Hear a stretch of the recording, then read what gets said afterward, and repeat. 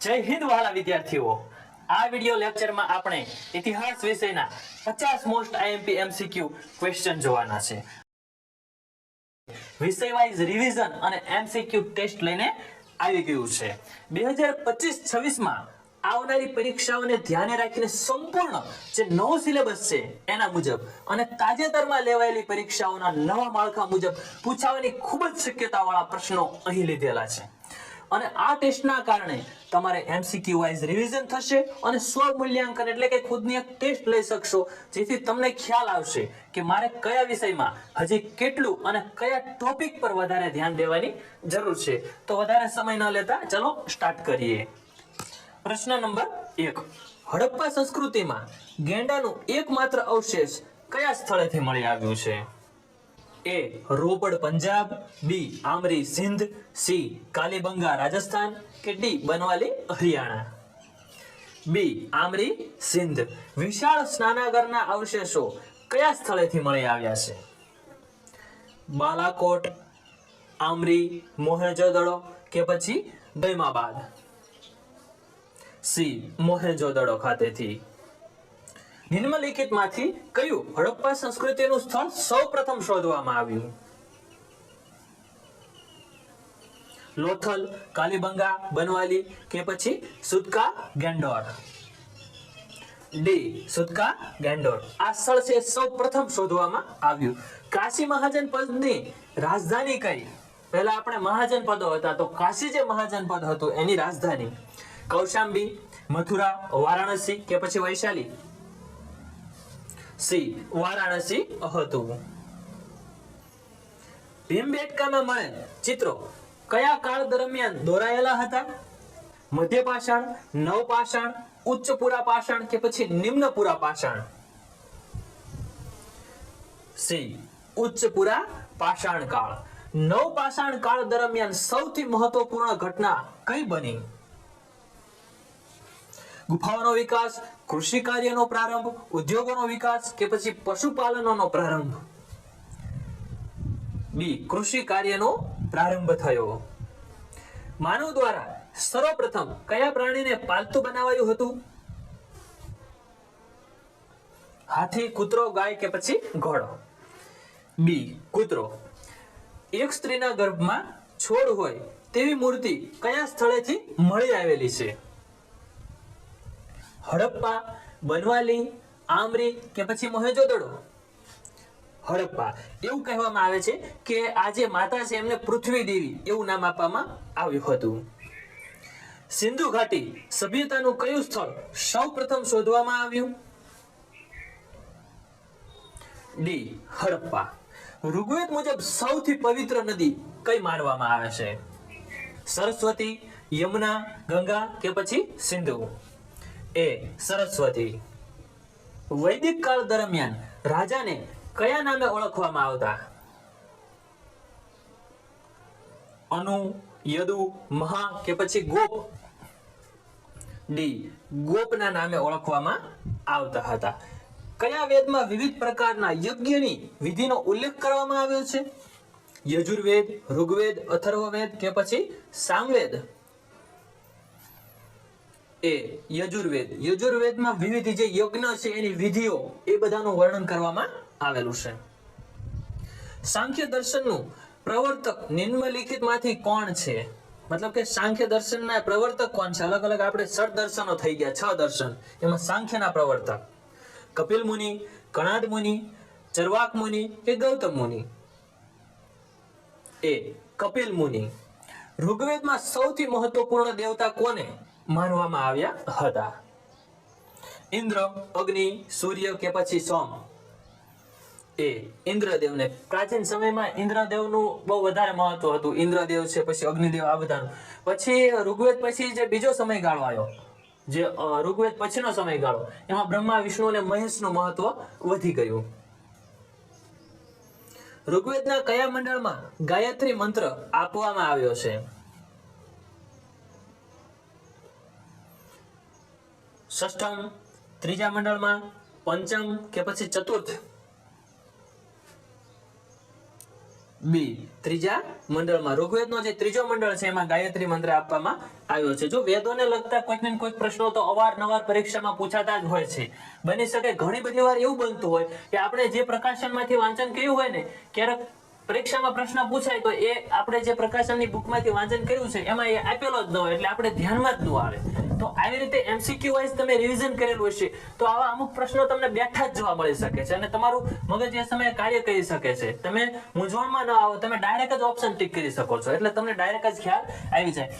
3-4 દિવસ પહેલા આપણે એક પોલીસ કોન્સ્ટેબલનું મોડેલ પેપર અપલોડ કરેલ છે, એની અંદર પણ આ વેદોના પ્રશ્નો આપણે ટાંકી લીધેલા છે. એટલે એ પણ જો તમે હજી ન જોયું હોય, મોસ્ટ આઈએમપી જે વિષય વાઇઝ એમસીક્યુ જે છે એ બધા જ એમાં લીધેલા છે કે પોલીસ કોન્સ્ટેબલની એક્ઝામને અનુલક્ષીને કયા વિષયમાં કેટલા માર્ક્સનું આવે એ પ્રમાણે આપણે એને આખું તૈયાર કરેલું છે. તો એ વિડીયો તમે ન જોયો હોય તો એ પણ જોઈ લેજો, આપણે ડિસ્ક્રિપ્શન બોક્સમાં પણ મૂકી દઈશું એની લિંક.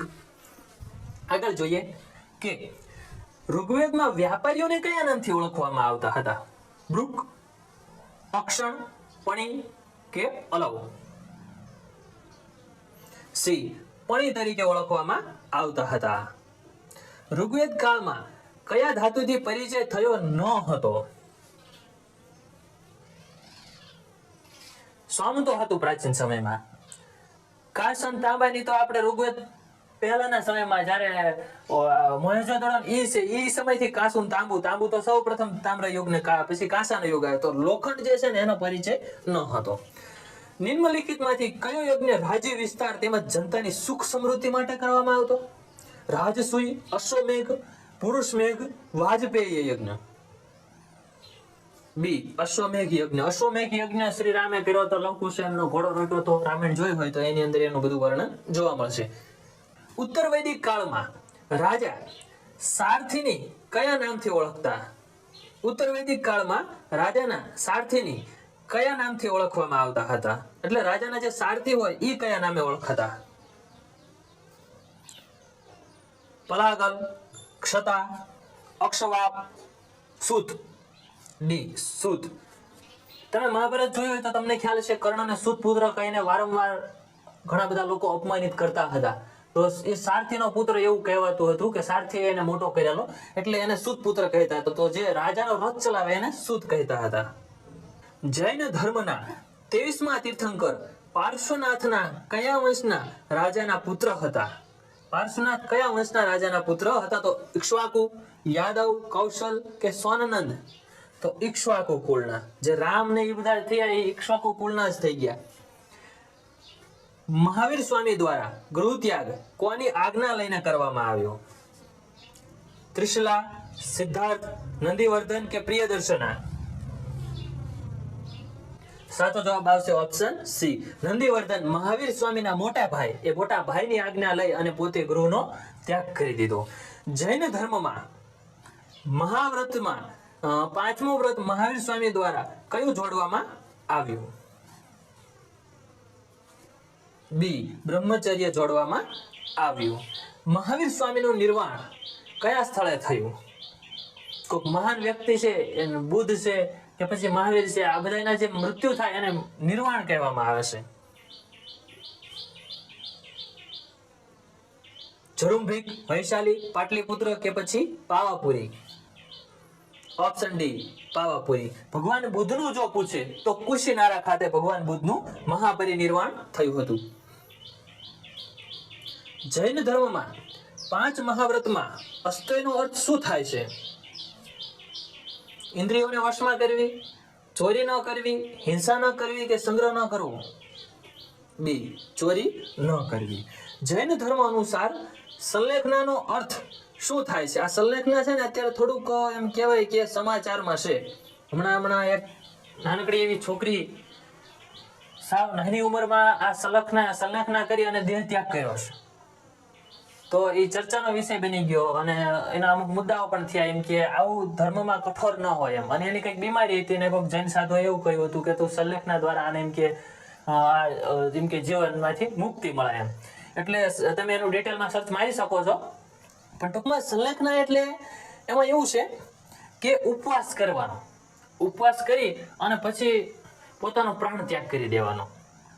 વ્યક્તિને એવું લાગે કે હવે બસ મેં જીવન જીવી લીધું આખું, હવે બસ કાંઈ શેષ નથી રહ્યું, તો હવે પછી એ શું કરશે? ઉપવાસો ચાલુ કરશે અને ઉપવાસો દ્વારા પોતાનો જે પ્રાણ છે એને શું કરી દેવાનો?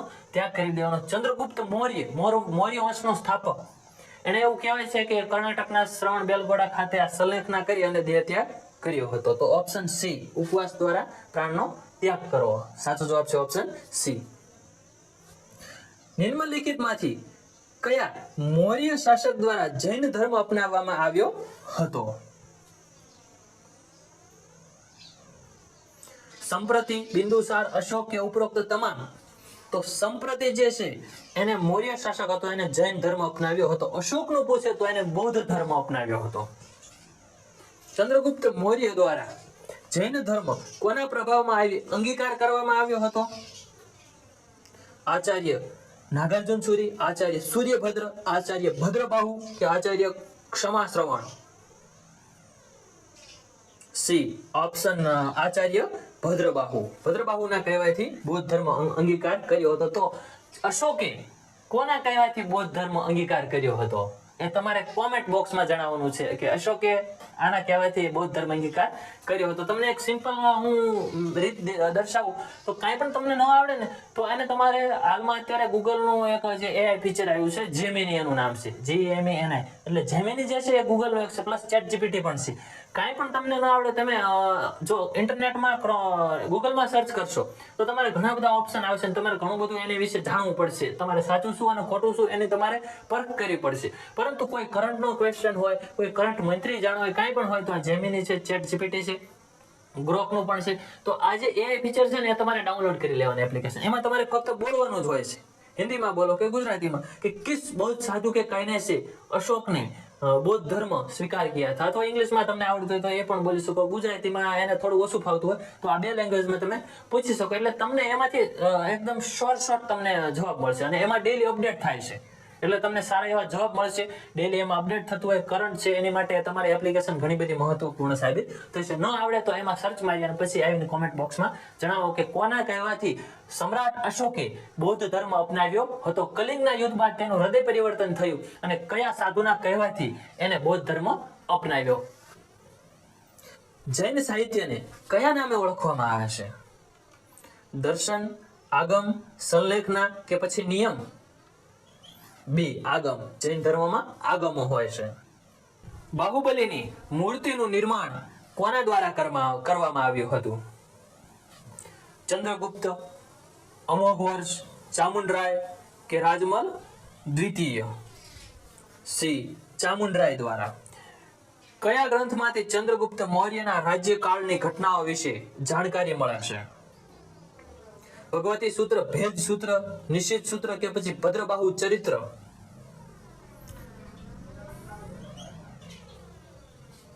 સાચો જવાબ છે ઓપ્શન ડી, ભદ્રબાહુ ચરિત્ર. પ્રથમ જૈન મહાસભા કોની અધ્યક્ષતામાં મળી? સ્થૂલભદ્ર, આચાર્ય સૂર્યયોગ, આચાર્ય અંગદ કે પછી ભદ્રબાહુ? એ સ્થૂલભદ્ર.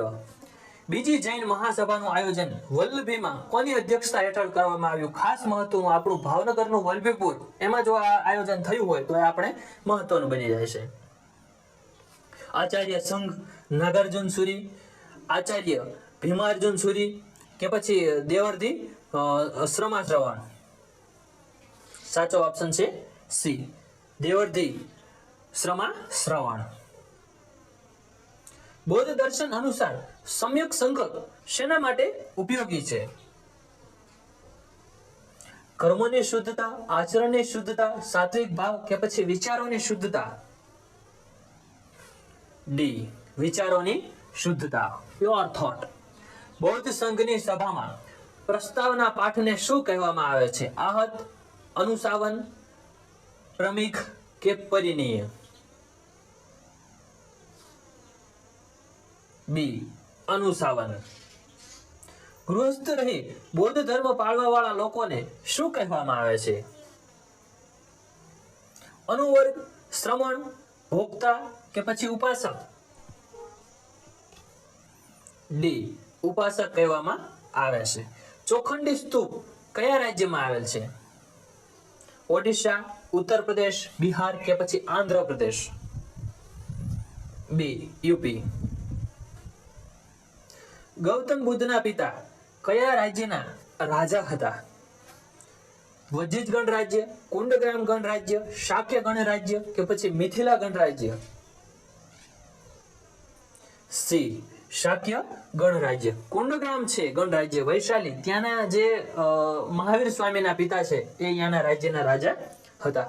ગૌતમ બુદ્ધ દ્વારા ધર્મચક્ર પ્રવર્તન કયા સ્થળે કરવામાં આવ્યું? સારનાથ, લુંબિની, કુંડીગ્રામ કે પછી બોધિગયા? એ સારનાથ. સારનાથ ખાતે જે સ્તંભ છે અશોક સ્તંભ, એની આપણે પોલીસ કોન્સ્ટેબલ વાળું જે મોડેલ પેપર હમણાં 2-3 દિવસ પહેલા મૂક્યું, ડિટેલમાં સારનાથના સ્તંભ વિશેની વાત કરેલી છે, કારણ કે આપણું રાષ્ટ્રીય ચિહ્ન છે. તો કોના કહેવાથી બુદ્ધે મહિલાઓને સંઘમાં પ્રવેશવાની અનુમતિ આપી? શિષ્ય સારપુત્ર, શિષ્ય ઉપાલી, શિષ્ય અભય કે પછી શિષ્ય આનંદ? ડી, શિષ્ય આનંદ. પહેલા બુદ્ધ છે એ મહિલાઓને સંઘમાં નહોતો પ્રવેશ બુદ્ધના સંઘમાં. પછી શિષ્ય આનંદના કહેવાથી જે બુદ્ધ છે એમને જે મહિલાઓ છે એમને પોતાના સંઘમાં પ્રવેશવાની અનુમતિ આપી. અને પ્રથમ મહિલા જો કોઈ પ્રવેશી હોય તો એમની જે પાલક માતા છે, જે મહા પ્રજાપિતા કરીને એવું કંઈક નામ છે, તો એમને પ્રથમ જોડવામાં આવ્યા હતા, એમના માતાને જ તે પાલક માતા. પરંતુ મહાત્મા બુદ્ધ દ્વારા કયા બે શૂદ્રોને સર્વપ્રથમ બૌદ્ધ ધર્મના અનુયાયી બનાવાયા? શૂદ્ર જે પહેલા 4 વર્ણ વ્યવસ્થા હતી એમાં શૂદ્ર તપસ અને મલિક, ઉપાલી તેમજ આનંદ, પ્રજાપતિ તેમજ ગૌતમી, મણેક અને નિયોસ.